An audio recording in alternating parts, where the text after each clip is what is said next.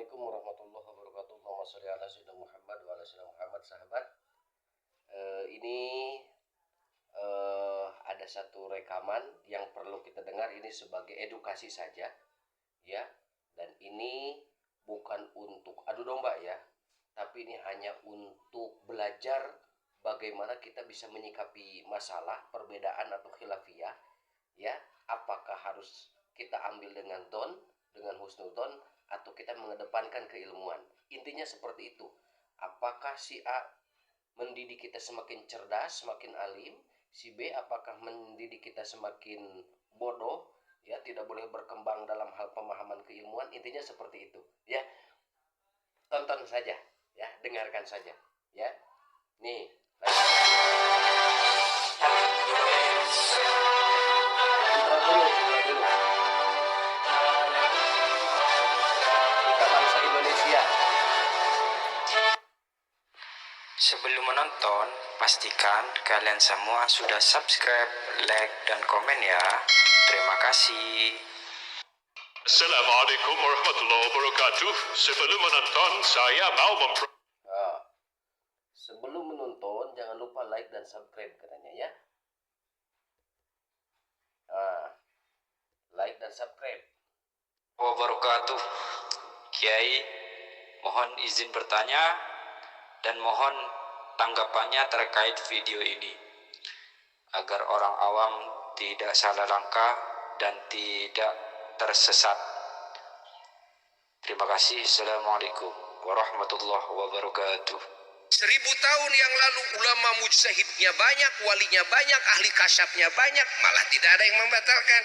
Kalau memang mau mensucikan nasab Nabi dari orang-orang pendusta yang ngaku-ngaku sebagai keturunan Nabi, yang mana dosa besar mengaku-ngaku sebagai keturunan seseorang padahal bukan, pasti akan diperangi, pasti akan diingkari oleh para ulama di masa itu. Sebayangkan 1000 tahun yang lalu. Dan ulama mujtahidnya banyak. Kenapa nggak ada yang mengingkari? Kenapa nggak ada yang memerangi? Justru jawabannya dikarenakan beliau-beliau sangat tahu. Ingat, dikarenakan keilmuannya sangat luas. Kenapa sekarang banyak kiai ulama yang terkontaminasi? Dikarenakan keilmuannya masih kurang. Itu harusnya matematikanya seperti itu. Bukan menyalahkan yang sudah di atas 1000 tahun, bukan. Ya. Terus menuding fiktif kepada Imam Ubaidillah, kan? Na'udzubillah min dzalik, tsumma na'udzubillah, tsumma na'udzubillah. Kalau saudara-saudara kita dari kaum Wahabi membatalkan, pantas, wajar. Ya biarkan saja mereka membatalkan, tapi ulama ahli sunnah wal jamaah umat Islam yang berasaskan manhaj ahlu sunnah wal jamaah jangan ikut-ikutan, percaya. Makanya ya, yang membatalkan itu mengkopi dalilnya dari dalil-dalil ulama Wahabi. Nggak bisa kalau dalil-dalil ulama ahli sunnah wal jamaah yang mana coba? Coba cari, ada ulama ahli sunnah wal jamaah yang betul-betul membatalkan. Nggak ada. Nggak ada. Kalau dibilang, oh mereka itu baik sangka, ya kenapa ente nggak mau baik sangka? Bukankah buruk sangka itu dosa besar? Kenapa kamu sebagai muslim, apalagi kiai, apalagi ulama, tidak mau baik sangka? Kenapa? Padahal Nabi sudah mengatakan, khislatani, ada 2 perkara, artinya 2 sifat, 2 akhlak, yang mana laisa fauqahuma ya, minasyar, tidak ada keburukan yang lebih daripada 2 sifat itu. Apa kata Nabi? Su'udzan billah wa su'udzan bi'ibadillah. Buruk sangka kepada Allah, buruk sangka kepada hamba-hamba Allah.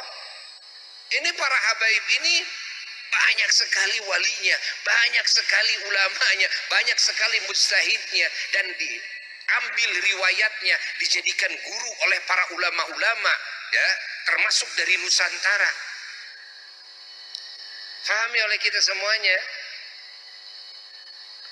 Di mana coba baik sangka itu kamu letakkan? Di jidat, di lutut. Baik sangka kamu itu di mana diletakkan? Kalau memang dianggap itu adalah husnudzon, baik sangka, ya harus dong baik sangka. Kenapa kamu buruk sangka? Terus kalau kamu mengatakan, oh ini sarai bukan sangkaan, bukan dzon, tapi yakin, tidak mungkin ini masuk kepada yakiniyat. Tidak mungkin ini masuk kepada yakin, nggak mungkin. Kenapa kamu tidak ada di zaman Imam Ubaidillah kok? Kenapa kamu bisa menghakimi Imam Ubaidillah? Kamu ada nggak di zaman Imam Ubaidillah bahwa Ubaidillah itu bukan putranya Imam Ahmad? Enggak ada. Kalau enggak ada berarti penghakiman kamu itu sangat jauh sekali. Tidak mungkin kamu menghakimi dengan dasar yakiniyat. Nanti kamu juga dasarnya adalah dzon, sangka. Menurut kamu sangka berat kamu. Tapi kamu mah nanti sangka dzon kamu menjadi menjadi jelek. Kalau dzonnya ulama menjadi baik gitu kan. Menjadi husnudzon. Coba siapa yang bisa mengatakan ini qat'i? Bahwasanya nasabah alam itu batal, itu qat'i, pasti dari mana? Kan itu goblok lagi nanti. Apalagi kalau dimunculkan dari seorang kiai. Jadi kiai apa namanya? Kiai goblok nantinya. Jangan memperlihatkan kegoblokan pemikiran, kegoblokan pemahaman. Kan malu kita. Harusnya malu para ulama loh, punya ilmu kok gak bisa gampang membatalkan nasab seseorang. Kan aneh. Apalagi dianggap qat'i. Kalau yang dijadikan dalil adalah tes DNA, kan ahli tes DNA-nya juga. Sayang, Tes DNA-nya juga. Ya.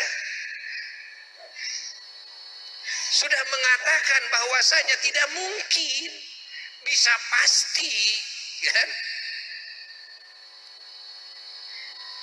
Menghasilkan apa? Keputusan. Sahabat, pernyataan ini adalah ulama dari Jawa Barat, dari Sumedang, ya, Kiai Haji Muhyiddin, ya, pemilik pesantren Asyifa. Dan pernyataan beliau dibantah sama Kiai Abdul Ghalib, ya. Serunya sahabat, ini harus ditonton. Teruskan ya. Yang pasti nggak mungkin, masanya jauh. Harus dites DNA dulu Rasulullah SAW-nya. Harus dites DNA dulu Sayyidina Ali bin Abi Thalib, Siti Fatimah Az-Zahra radhiyallahu taala anha, harus dites DNA dulu Sayyidina Hasan dan Husain. Ada yang tes DNA? Hah? Dari negara mana? Ayo. Hah? Jangan digembor-gemborkan tes DNA, tes DNA, tes DNA. Siapa yang menggembor-gemborkan tes DNA itu kan dalam hal ini, ingat, tes DNA. DNA itu memang pengetahuan, ya, yang bisa jadi rujukan, ya, tapi untuk yang bisa, yang memungkinkan. Orangnya ada, setelahnya ada, ya. Pahami oleh kita. Yang tidak lama masanya, ya, walaupun sudah mati, ya, otopsi. Apa ada yang otopsi Rasulullah? Hah? Nah, kalau kamu memaksakan diri dengan dalil tes DNA, itu kamu punya otak pemikiran goblok lagi. Menunjukkan kepada kebodohanmu. Ini umat jangan dibodohi lagi, jangan. Jangan dibodohi. Kalau bilang tes DNA, bukan kita mengingkari tes DNA, tidak. Tes DNA, ya, tidak kita ingkari, gitu kan? Ingat, untuk yang saat ini nih.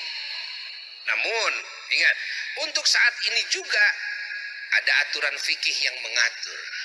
Ya, ada saatnya tes DNA tidak boleh dipercayai untuk masa ini aja. Ya, apalagi masa yang tidak, menurut ahli DNA-nya juga tidak mungkin bisa menghasilkan yang akurat, nggak mungkin. Ya, usia nanti rungkat. Coba sezaman. Itu yang mensyaratkan kitab sezaman siapa? Kan kamu sendiri yang kamu bikin. Itu adalah masalah keterpercayaan seseorang. Ya seperti hadis, ilmu hadis saja keterpercayaan seseorang. Walaupun tidak ada bukunya. Saya bin Anu, ibu saya Anu, bapak saya Anu, anaknya Anu. Jadi kita menerima daripada orang-orang yang fikoh yang terpercaya. Kitab itu kan ditulis kan, adalah bagian, hanya sebagian yang menguatkan. Sebelum lanjut sahabat, saya pernah bertanya sama satu ulama karismatik di Garut. Insya Allah beliau Kiai Muhyiddin ini tahu ya, karena ulama ini ulama sepuh ya, namanya Pangersa Mama Aceng Agus ya, atau saya nyebutnya Aki ya. Saya sempat bertanya sama beliau, Ki, sekarang kan lagi polemik nasab nih tentang Bahlawi, tentang habaib. Bagaimana itu tanggapan Aki? Saya bertanya seperti itu kepada Pangersa Mama Aceng Agus, pemilik sekarang pengurus pesantren Dangder ya di Suci Garut. Menurut beliau, sebelum adanya polemik nasab ini ya, hampir 3 tahun ini, menurut beliau, menurut Aki ya, Ceng Agus, 6 tahun sebelum polemik nasab, Aki mah udah meneliti katanya. Hasil penelitian Aki itu ternyata nggak ada katanya, nggak ada hubungannya dengan Nabi. Jadi intinya bukan duriah Nabi. Itu menurut Aki ya, menurut Aki Mama Aceng Agus ya, pengurus pondok pesantren Dangder Suci Garut, seperti itu. Dan insya Allah beliau Mama Aceng Agus ini sangat disepuhkan, dituakan, mungkin dianggap guru juga oleh Kiai Muhyiddin ya. Mungkin ini bisa dikonfirmasi dan bisa langsung tanya langsung ke yang bersangkutan di Garut, dan saya bertanya langsung ya, dan saksinya ada beberapa orang termasuk santrinya yang bernama siapa itunya, Ustadz Cepi ya, Ustadz Cepi itu yang dinikahkan sama cucunya Raden Tubagus Wisnu Hamzah Hadiningrat Aki Nyok yang ada di Majalaya. Itu sebagai saksinya saya bertanya seperti itu ya. Lanjutkan sahabat. Bukan berarti syarat mutlak, bukan. Bukan syarat mutlak, bukan. Fahami. Waalaikumsalam warahmatullahi wabarakatuh. Dan sahabat, ini sanggahannya dari Kiai Abdul Ghalib ya. Dan ini sangat seru, dan ini perlu saudara dengar ya, bagaimana pendapatnya. Dan ini sangat menarik ya, mungkin bisa sangat memalukan dan sangat menohok ya untuk sosok kiai yang sangat fenomenal dan terkenal, yaitu Kiai Haji Muhyiddin ya, pemilik pondok pesantren Asyifa ya di Sumedang. Dengar ya, lanjut sahabat. Saudaraku, jika ulama tokoh dulu bersikap seperti sikapnya beliau dengan mengandalkan husnudzon di saat adanya fatwa dari Habib Utsman bin Yahya bahwa melawan Belanda itu buat, melawan Belanda itu haram hukumnya karena mudaratnya banyak besar, maka sampai kiamat pun negara kesatuan Republik Indonesia yang kita cintai ini tidak akan pernah merdeka. Kenapa?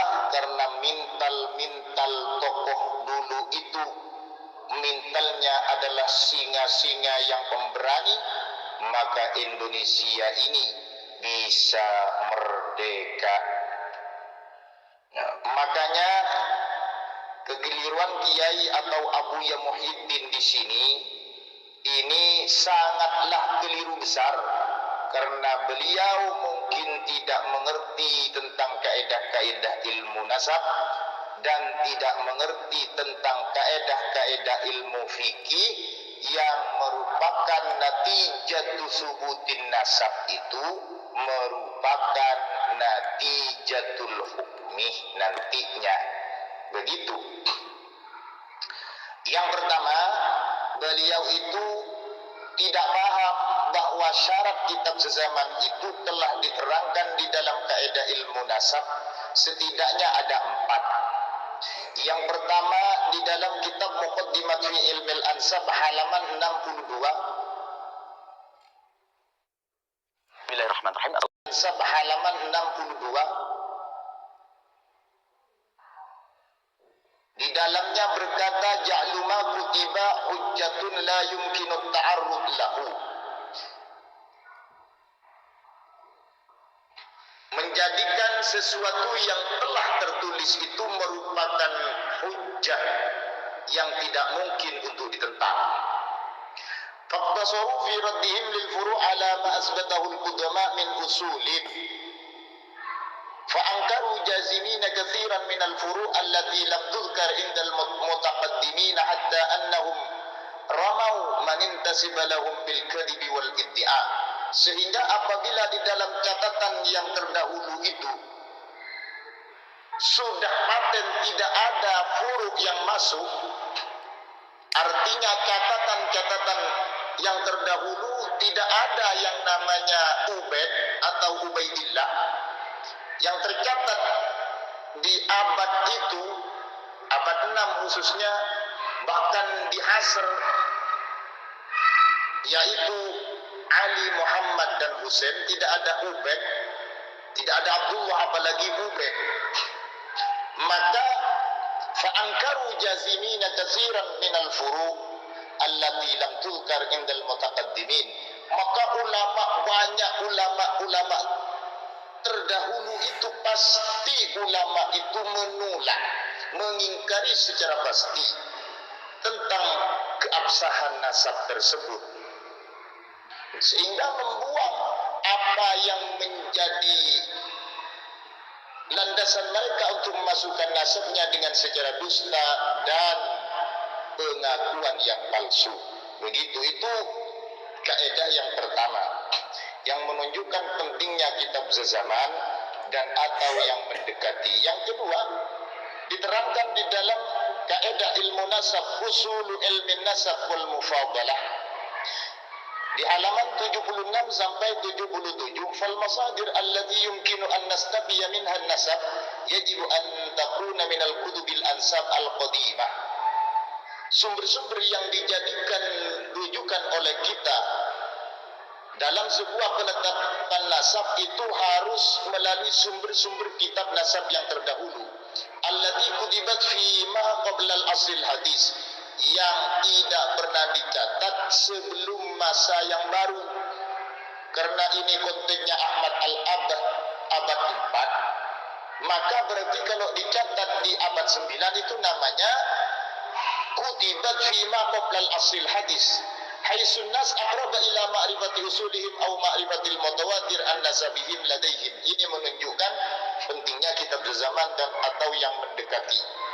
Yang ketiga, di Muqaddimat fi Ilmil Ansab diterangkan juga Allah takuna mukhalifatan lil usul.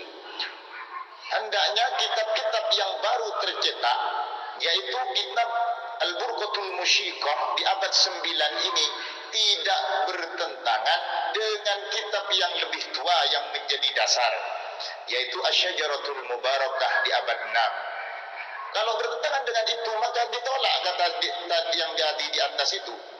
Yang keempat, di dalam Wasail fi Ilmil Ansab diterangkan kutubun nasabin al-abdal, harus berupa kitab-kitab nasab yang berkesinambungan. Kemana keberkesinambungan kitab ini? Ya pasti dengan kitab sezaman atau yang mendekati. Maka perlu Buya Muhyiddin ini belajar lagi. Mohon maaf. Yang kedua, beliau berkata ribuan tahun katanya tak ada yang menentang nasabnya Ba'alawi. Ini apa karena beliau itu tidak faham atau ingin membodohi umat demi majikannya, kurang tahu, wallahu a'lam. Begini, kitab rujukan nasab Ba'alawi ini baru tercatat di abad 9. Itu baru tercatatnya. Dan menjadi rujukan nasab yang menjadi rujukan pertamanya yaitu di abad 9. Siapa itu yang bilang? Yang bilang itu adalah murid langsung dari Habib Abdullah bin Alawi Al-Haddad, yaitu Syekh Ahmad bin Abdul Karim Al-Hasawi di dalam kitabnya Tasbitul Fuad. Kalau kita hitung dari abad 9 sampai sekarang itu masih 700 tahun. Nah, mulai pencatatannya itu sampai sekarang hanya berkisaran 700 tahun saja. Kurang lebih begitu.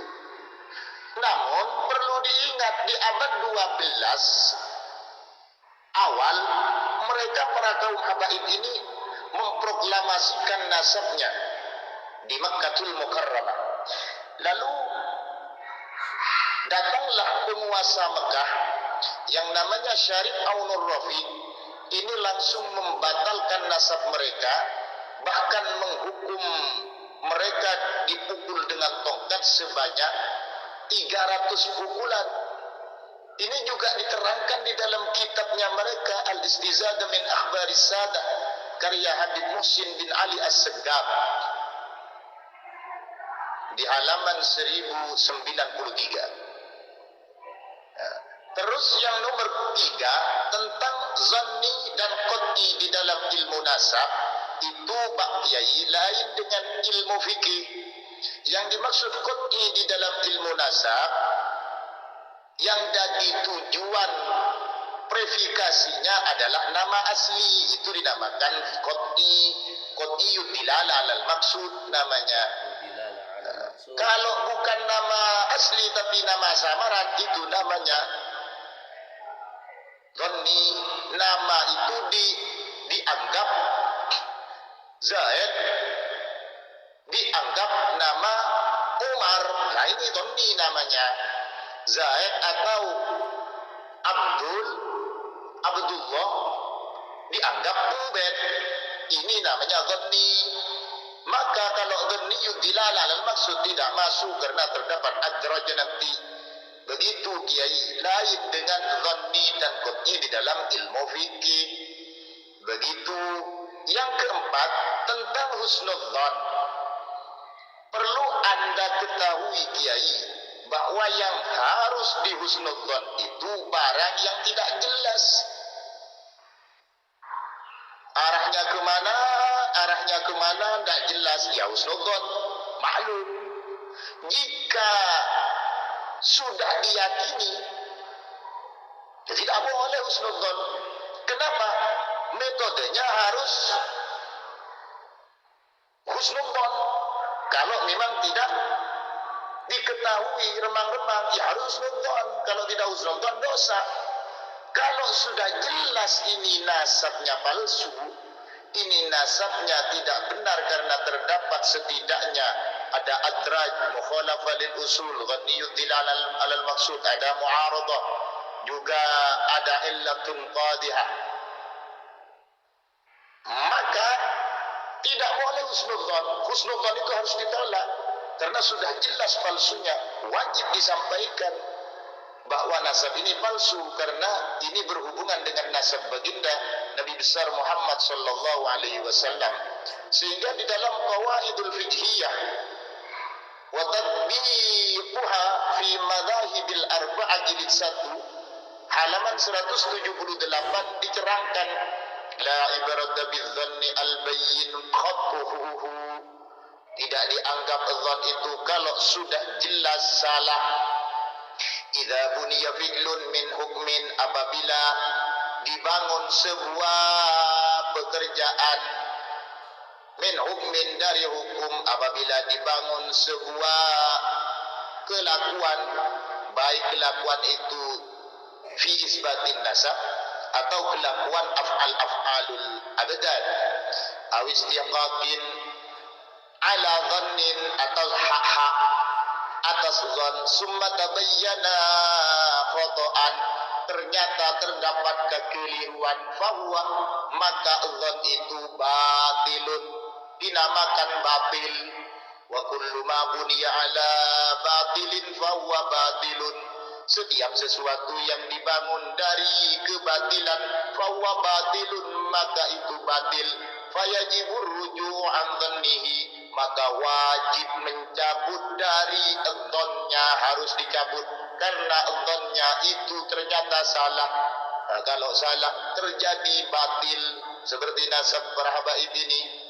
Sehingga Kanjeng Rasul bersabda, innama ana basyarun, sesungguhnya saya manusia, wa innakum tahtasimuna ilayya, sesungguhnya kalian berseteru, berkonflik kepadaku, wala'alla ba'dukum ayyakuna alhanu bihujjatihi min ba'din, mungkin di antara kalian punya hujjah yang lebih kuat melalui kaedah-kaedahnya. Fa'abdi lahu binahwi ma asma, maka saya akan memutuskan hujjah-hujjah yang kuat itu, yang saya ambil, yang saya menjadikan putusan saya, kata Nabi, sesuai apa yang saya dengar. Begitu. Itu adalah caranya baginda Nabi besar Muhammad sallallahu alaihi wasallam. Bukan caranya mengandalkan husnudzon dengan dalil-dalil yang tidak sesuai. Itu sahabat ya, semoga ini menjadi surat cinta dari Kiai Abdul Ghalib kepada Kiai Muhyiddin, dan untuk kita semuanya yang mendengarkan ya, yang mendengarkan ini, semoga menjadi pelajaran terindah, pelajaran terbaik, bahwa kita menjadi pribadi manusia muslim yang ingin menjadi pribadi yang cerdas, yang pintar, yang kritis, yang menerima segala sesuatu itu sesuai dengan bukti dan data, bukan dengan asumsi, bukan dengan doktrin. Ya, semoga ini bermanfaat untuk kita semuanya. Wallahul muwaffiq ila aqwamit thoriq. Wassalamualaikum warahmatullahi wabarakatuh.